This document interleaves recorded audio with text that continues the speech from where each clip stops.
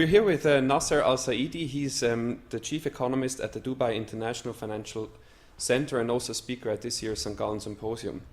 Thank you very much, Mr. Saidi, for granting us some of your precious time here. Thank you for inviting me to be with you. It's my pleasure because it's the first time I can join you at the St. Gallen Symposium. Yeah, it's our honor. Thank you.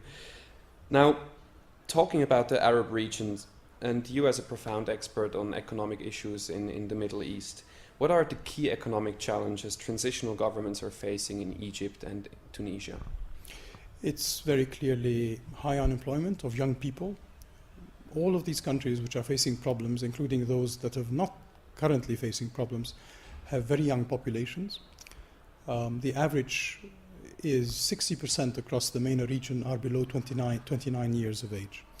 This is accompanied by high youth unemployment, which has been exacerbated by the fact that countries that had exported labor, such as Morocco, Tunisia, Algeria, into Europe, saw those young people come back because of recession in Europe. So that has exacerbated the problems. So governments face problems of inflation, high unemployment. Now tourism is going down.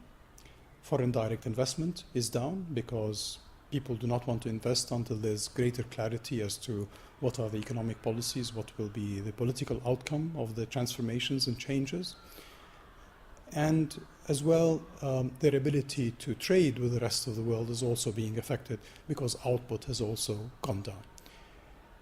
At the same time, in terms of the financial markets, we've seen their borrowing costs have gone up. So the risk premium in both equity markets, credit default swaps, their ability to borrow internationally has deteriorated very substantially.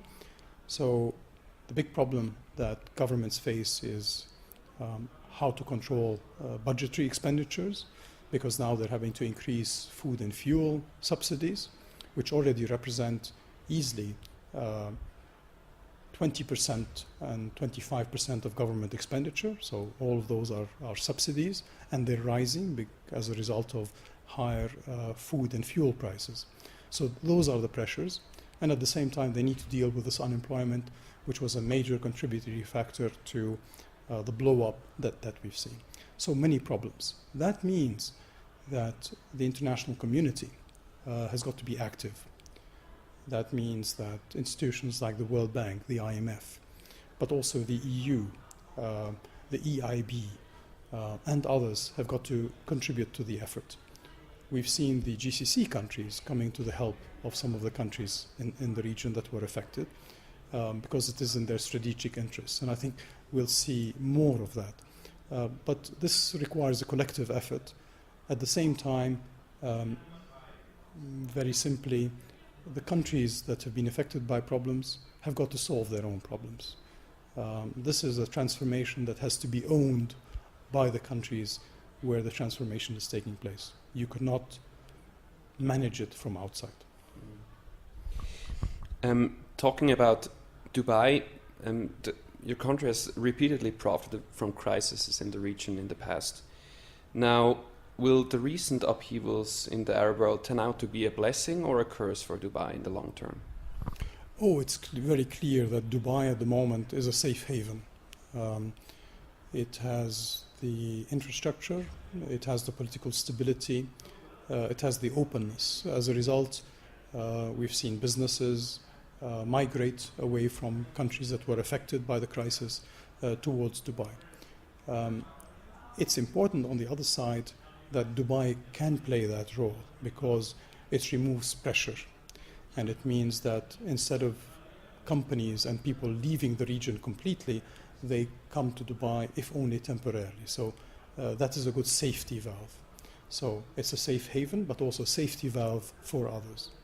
It also means that Dubai benefits, clearly, but what we need to do is to build on that. That is to say, we need to be much more engaged. And that's why I'm suggesting, for example, that we should establish a MENA region bank for reconstruction and development.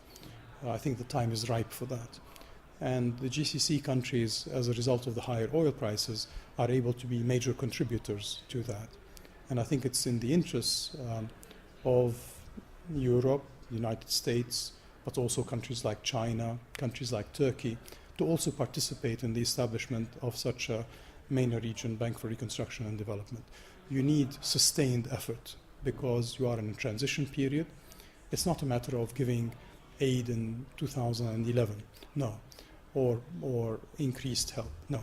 You need a sustained effort that will help you invest in infrastructure, education, help in the transformation of the economies at the same time as you're having a political transformation.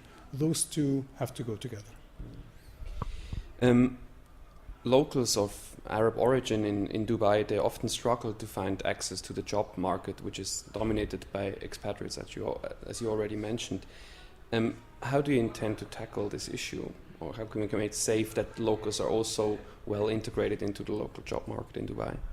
Well, the truth is that the free zones have attracted many businesses. They've been a major source of foreign direct investment, and they've also been a major source of attracting expatriates. But it is also true that the knowledge and capital and technology that's in the free zones is also seeping through into the rest of the economy. So UAE nationals are also into joint ventures. We know that 90% of the businesses are small and medium enterprises. So a major effort has to be done in that direction. And the young Emiratis are now better educated than they were before. The number of university graduates with the right type of education is now much higher than it was in the past. So their ability to adapt to change, their ability to get jobs is better than it was in the past. It's still a challenge in some sectors, but the fact that you've diversified your economy allows them to find jobs. So economic diversification is key, really, to dealing with unemployment across the GCC economies, as well as in many countries of the region. The services sector is certainly one which has been expanding very rapidly. Tourism, all professional services have also been growing very rapidly. Even in the banking and financial sector, that has attracted many young Emiratis for the very reason that in many cases, particularly retail banking and financial services, are person-to-person, and therefore people prefer to deal with young Emiratis, particularly if they are Emiratis. So that's a sector that has been attracting them, but services in general. You've already been talking about it. Roughly 70% of Dubai residents have immigrated from other countries. 85%. 85% already. So hypothetically, what does the government plan to do if they leave the country immediately, given a serious crisis? Well, that is really purely hypothetical. Let me say why. In the past, many of the foreign workers were there just for the construction industry. They helped build the infrastructure, the buildings, the office space, etc. that Dubai has. But over the past 10 years, the composition of the labor force has changed. So now you're talking about higher skilled professionals. And because Dubai is very open and allows you to own your own property, have your own business in the free zones, there's zero corporate tax, zero personal income tax, that has attracted people to want to stay long term. At the same time, Dubai has invested in the educational sector. So you have schools, elementary schools, high schools, and universities. So now I think the big contrast with, say, just 10 years ago and today is that people are moving complete families and setting down roots. They can own their own house, and they have a job, and they now have a stake in staying longer. That's certainly true for many Arab nationals who migrated, who had left the region. This was part of the brain drain away from the MENA region to Europe, the United States, and elsewhere. And many of those people are coming back. And since they speak the language, they know the culture, they can adapt very easily. But I'm also seeing people from as far away as Australia, South Africa, Europe, Great Britain, US, also settling down in Dubai because they speak the language. English is very, very commonly spoken. So, and the fact that it's a very open society from that point of view helps you adapt and stay longer term. Thanks very much, Mr. Al Saidi, for this conversation, and enjoy your time at the symposium. Thanks. Thank you for having me here, and good luck. Thank you.